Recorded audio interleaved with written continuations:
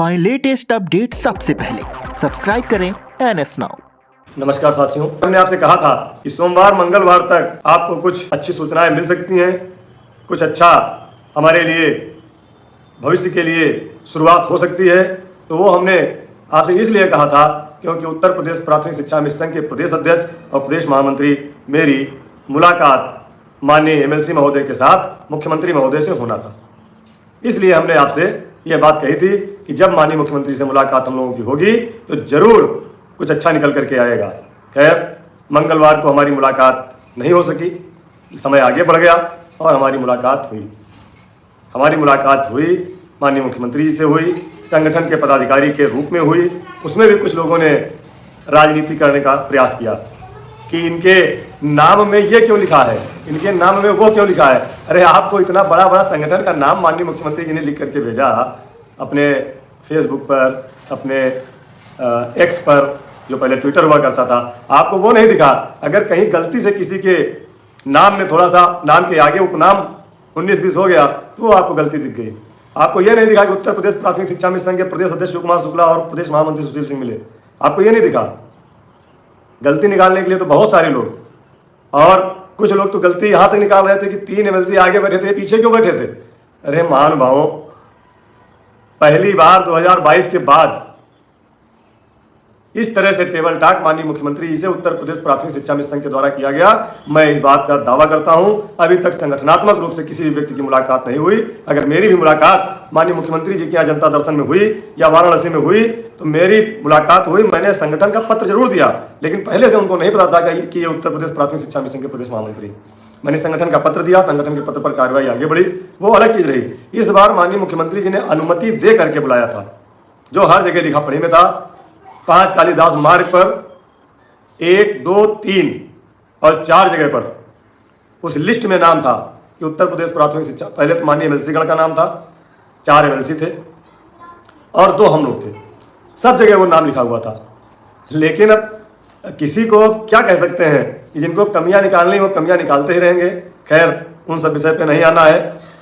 अभी हम बताएंगे माननीय मुख्यमंत्री जी से और माननीय प्रमुख सचिव महोदय से मुलाकात में क्या रहा, उसका क्या रिजल्ट रहा, क्योंकि मिलने के बाद रिजल्ट पता चलता है।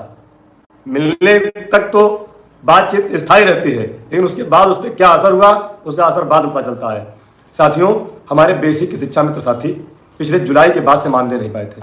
एक बहुत बड़ा विषय था और उस बड़े विषय को लेकर के हम लगातार शासन में, वित्त विभाग में, अनुभाग में, हर जगह जा रहे थे, मानदेय नहीं मिल पा रहा था। साथियों, उस दिन आपको बताऊं 17 तारीख को सबसे पहले मैं निदेशालय गया, वहाँ पर निदेशक महोदय नहीं थे।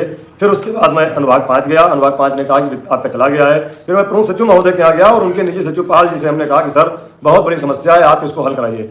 उन्होंने निदेशालय में फ़ोन किया और हमसे कहा आप तत्काल जाइए और वहाँ रुक करके जब तक जारी ना हो जाए तब तक आइएगा नहीं, और नहीं होता है तो मुझे बताइएगा। साथियों, हम वहाँ गए, हमने वहाँ पर श्रीमान निदेशक महोदय से मुलाकात की, उनको बताया। उन्होंने अविलंब जो वहाँ की वित्त एवं लेखा अधिकारी मैडम हैं उनको बुला करके कहा कि क्यों मानदेय जारी नहीं हो पा रहा है। उन्होंने बताया कि सर फाइल प्रयागराज में है, क्योंकि हमारे फाइनेंस कंट्रोलर जो प्रदेश के हैं बेसिक के, वो शायद प्रयागराज में रहते हैं, तो जब तक उनका हस्ताक्षर नहीं होता तब तक डायरेक्टर साहब कैसे जारी करा देते हैं। फिर संयुक्त निदेशक महोदय से बात हुई, उन्होंने तुरंत प्रयागराज में फ़ोन मिलाया और कहा कि आज ही जारी करना है। साथियों, 4:30 बजे तक हम लोग वेट करते रहे। 4:30 बजे तक जब फाइल नहीं आई तो पुनः फ़ोन पर वहाँ संपर्क किया गया और 5 बजे के लगभग बेसिक के शिक्षा में साथियों के मानदेय की फाइल निदेशालय पहुँची। वहाँ पर और भी हमारे कई साथी मिले। जब फाइल यहाँ आई 5:26 पर यहाँ सिग्नेचर करके बेसिक के शिक्षा में साथियों का मानदेय जारी कराने का काम किया गया। और इस बेसिक के शिक्षा में साथियों का यह मानदेय फरवरी माह तक के मानदेय की व्यवस्था है। अब कुछ लोग कह रहे थे फरवरी तक का मानदेय आ गया तो हमारा अगर बढ़ेगा तो उसमें क्या होगा। अरे बढ़ेगा तो सरकार व्यवस्था करेगी। आप अगर बेसिक की व्यवस्था करेगी तो शिक्षा की भी तो करेगी कि बढ़ने के इंतजार में मानदेय ही ना दे करंट का। फरवरी तक का मानदेय आपके जनपदों में भेज दिया गया है। मैं पुनः एक बार अपने जिलाध्यक्ष साथियों से और अपने सक्रिय जिले के पदाधिकारियों से निवेदन करेंगे कि आप अपने जनपद में इस भेजे गए मानदेय की ग्रांट से अपने शिक्षा में साथियों के मानदेय को मिला लें। अगर कहीं पर कमी हो रही है तो कृपया अभी से ही डिमांड वहाँ से भिजवाने का काम करें, क्योंकि फरवरी तक का मानदेय भेजा गया।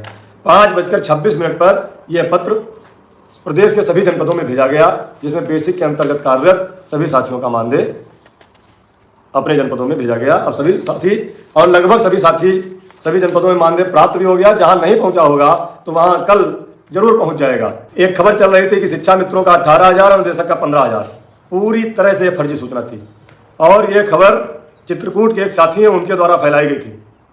वह शिक्षा मित्र भी हैं और शायद वो कई चुनाव लड़ चुके हैं। तो ऐसे लोगों के द्वारा अफवाह फैलाई जाती है जहां पर न कोई सिर है न कोई पैर है किसी खबर का। साथियों, अभी आपको बता दें कि हमारा प्रस्ताव, जो भी प्रस्ताव बना था, अधिकारियों द्वारा माननीय मंत्री जी के माध्यम से मुख्यमंत्री कार्यालय पहुंच गया था और वहीं है हमारा प्रपोजल माननीय मुख्यमंत्री के कार्यालय मंत्री जी ने भेज दिया था। हाँ, अब मुख्यमंत्री से मुलाकात की बात पे आते हैं, तभी आप जोड़ लेंगे वो कड़ियाँ कैसे, प्रस्ताव कहाँ पर है। माननीय मुख्यमंत्री जी के यहाँ हम लोग गए और जाते ही पहली चर्चा माननीय एमएलसी महोदय ने परिचय कराया और कहा कि इन लोगों का जो मानदेय का मामला है और जो समस्याएं हैं उसको माननीय जी दीपावली से पहले हो जाएगा तो इन लोगों के घरों में भी खुशियां हो जाएंगी। मैं माननीय एमएलसी श्री चंद शर्मा जी को बहुत बहुत धन्यवाद दूंगा, उन्होंने शुरुआत इस बात से की। तो माननीय मुख्यमंत्री जी का जवाब समझ लीजिए, उन्होंने क्या कहा था। माननीय मुख्यमंत्री जी ने कहा कि ठीक है, अभी इन लोगों के लिए हमने बोला था, मीटिंग हुई है, बेसिक शिक्षा मंत्री और बेसिक शिक्षा विभाग के अधिकारियों के साथ अभी हमारी बैठक होना बाकी है। हमारी अगली बैठक होगी, उसमें हम निर्णय लेंगे इनके लिए। माननीय एमएलसी महोदय ने वहाँ पर अनुदेशक और रसोइयों की बात रखी, उस पर भी माननीय मुख्यमंत्री जी ने कहा। मैं मुख्यमंत्री जी को धन्यवाद दूंगा, उनका आभार प्रकट करता हूँ कि पहली बार माननीय मुख्यमंत्री जी ने ऐसा कहा कि हम इनके लिए निर्णय लेंगे और माननीय बेसिक शिक्षा मंत्री जी के साथ, बेसिक शिक्षा अधिकारियों के साथ वो बैठक करेंगे, क्योंकि प्रस्ताव जो आया उस पर निर्णय भी लेना है। अभी बहुत सारे लोग कह रहे थे प्रस्ताव इतने का गया है, उतने का गया, प्रस्ताव कितने का भी गया हो, लेकिन मैं जहां तक समझ पाया माननीय मुख्यमंत्री जी की वार्ता में, माननीय मुख्यमंत्री जी एक अच्छा निर्णय हमारे लिए लेंगे।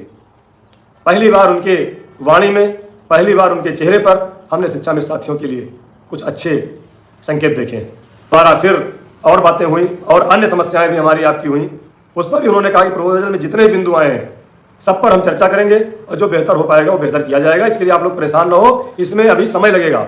समय क्यों लगेगा? क्योंकि कह रहे थे हम माननीय सरकार के सभी मंत्रीगण, माननीय मुख्यमंत्री जी इस चुनाव में व्यस्त हैं। उन्होंने ये नहीं कहा कि हम चुनाव बात करेंगे, चुनाव पहले कहा कि अभी चुनाव में हम व्यस्त हैं, जैसे ही मौका मिलता है बैठक करके इस पर निर्णय लेंगे। माननीय मुख्यमंत्री जी को पुनः हम धन्यवाद देंगे कि उन्होंने सहृदयपूर्वक हमारे लिए विचार करके और निर्णय लेने की बात कही है। दो माननीय एमएलसी महोदय थे, उन्होंने एक छोटे छोटे और दो विषय रखे थे, उस पर भी माननीय मुख्यमंत्री जी ने कहा निर्णय लेंगे। अब कुछ लोगों ने उन विषयों को लेकर के भी कटाक्ष किया कि वो एमएलसी महोदय तो वो बात करने गए थे, लेकिन आपने ये नहीं देखा कि जो बड़ा विषय था शिक्षा मित्रों का, आप शिक्षा मित्र हो, आपका विषय होना चाहिए शिक्षा मित्रों पे क्या चर्चा हुई, आपका ये सवाल होना चाहिए शिक्षा मित्रों के लिए मुख्यमंत्री जी ने क्या कहा, लेकिन आपका सवाल वो नहीं था, आपका सवाल कुछ और था। कोई घबराने की जरूरत नहीं है। सरकार का जो कार्य करने का तरीका है, सरकार जो करेगी वो अपने हिसाब से करेगी। बस मुख्यमंत्री जी से मिलने के बाद हम आश्वस्त हो गए, हम अपनी बात कर रहे हैं कि मैं खुद आश्वस्त हो गया कि हमारे लिए मुख्यमंत्री जी अच्छा करेंगे, ऐसा उनकी वाणी में और उनके चेहरे की जो भावभंगिमा थी वह बता रही थी और जल्दी इस पर निर्णय होगा। साथियों, वहाँ से निकलने के बाद फिर हम लोगों की मुलाकात माननीय मुख्यमंत्री जी के प्रमुख सचिव श्री संजय प्रसाद जी से हुई और उन्होंने तो और अच्छी बातें कही। उन्होंने कहा कि अरे भाई वाह, आप लोगों ने जो है माहौल बना दिया। सरकार में जहां आप लोगों की कोई बात सुनना नहीं चाहता था, जहां कोई आपकी बात करते हुए एकदम बरस पड़ता था, आज कम से कम आप वहां पर देखिए एमएलसी महोदय नहीं गए थे हमारे साथ, उन्होंने प्रमुख सचिव महोदय ने कहा कि आप लोगों ने एक माहौल बना दिया, अच्छा माहौल बना दिया, अब आप लोगों का काम होने से कोई नहीं रोक सकता। माननीय मुख्यमंत्री जी ने निर्देशित किया था, बैठक हो गई, हमने कहा सर बैठक हो गई। उन्होंने कहा कि अब सर को ब्रीफ करना है, मीटिंग होना है, सर के सामने प्रेजेंटेशन होना है कि किस तरह से इसको किया जाए और जल्दी ही इस पर निर्णय होगा, ये प्रमुख सचिव महोदय ने कहा। प्रमुख सचिव महोदय ने और कई सारी बातें कही। हमने जब उनसे कहा कि सर इंक्रीमेंट हमारा जरूर होना चाहिए प्रत्येक वर्ष महंगाई के दर पे, तो उन्होंने कहा पहले जो हो रहा है वो तो हो जाने दो, ये इंक्रीमेंट का विषय तो है उसमें। हमने कहा सर अगर इंक्रीमेंट हो जाएगा तो हो सकता है हर साल हमारा मानदेय थोड़ा थोड़ा बढ़ता रहेगा और महंगाई के अनुसार बढ़ता रहेगा, तो हम लोग अपने विद्यालय में आसानी से काम करते रहेंगे और हमारा परिवार पलता रहेगा। मेडिकल वाली बात उनसे कहा गया, उन्होंने कहा जितने बिंदु प्रस्ताव में गए हैं सब पे चर्चा होगी और सब पे निर्णय माननीय मुख्यमंत्री जी को लेना है। इस पे अब अधिकारियों के साथ, माननीय मंत्री जी के साथ माननीय मुख्यमंत्री जी बैठक करेंगे और निर्णय लेंगे। तो वहाँ से भी ये फाइनल हो गया कि माननीय मुख्यमंत्री जी के निर्देश पे ही ये हुआ था और जल्दी इस पर निर्णय होगा। कोर्ट के मामले का भी संज्ञान है। और आपको बता दें कि जब दूसरे दिन हम निदेशालय गए थे मानदेय को लेकर के, तो वहाँ पर मुख्यमंत्री जी से मिलने के बाद एक सम्मानित अधिकारी ने कहा कि आप लोग रोज़ रोज़ कुछ नया देते हो, क्यों इतनी मांगे रख देते हो? एक बार प्रपोजल चला गया है, अब फिर से 5 बिंदुओं पर आख्या मांगी गई है। मैंने आपसे एक बात कही थी कि मैं गोरखपुर क्यों गया था, क्योंकि कुछ चीज़ें रह गई थी और उस पर माननीय मुख्यमंत्री कार्यालय से आख्या मांगी गई है। अगर वह सभी चीज़ें शामिल हो गई उस चर्चा में और उस पर निर्णय हो गया तो निश्चित ही हमारे दिन अच्छे होंगे। आज हम बहुत अंधेरे में हैं, भले ही आदेश हमारा दीपावली से पहले नहीं हो पा रहा है, लेकिन हमारी प्रक्रिया जो शुरू हुई है वह प्रक्रिया जल्दी गतिमान होकर के अपनी पूर्णता को प्राप्त करे। जो हमारे मृतक शिक्षामित्र साथी हैं, जो हमारे रिटायर हो रहे शिक्षामित्र साथी हैं, उनके लिए भी हमने निवेदन किया है कि सरकार उनके लिए भी कुछ विचार करे। उस पर माननीय मंत्री जी ने सहमति भी जताई है। मैं माननीय मंत्री जी को भी धन्यवाद दूंगा। इस समय माननीय शिक्षा मंत्री जी हमारे प्रकरण पर पूरी तरह गंभीर हैं और हमारा अच्छे से अच्छा कराने में उनकी अहम भूमिका है। चुनाव आचार संहिता अपनी जगह है, लगातार हमको शासन में, सरकार में पैरवी करते रहना है कि जितनी जल्दी से जल्दी हो सके बैठक हो जाए, जो भी निर्णय उसमें निकल करके आ जाए वो लागू हो जाए। श्री श्रीचंद शर्मा जी, उनके साथ मिल करके अगले सप्ताह में फिर हम लोग अपनी पैरवी लगातार जारी रखेंगे। माननीय मुख्यमंत्री जी ने कहा है वह जरूर अपनी इस बात से आप सबको लाभान्वित करेंगे। ऐसा हमने पहली बार देखा और सुना है कि माननीय मुख्यमंत्री जी कुछ करना चाहते हैं। कल से पुनः हम लोग पैरवी में लग जाएंगे, शासन प्रशासन में और सरकार में। माननीय मंत्री से मिलना है, जल्दी हम सबकी समस्याओं का समाधान होगा। जय शिक्षा मित्र।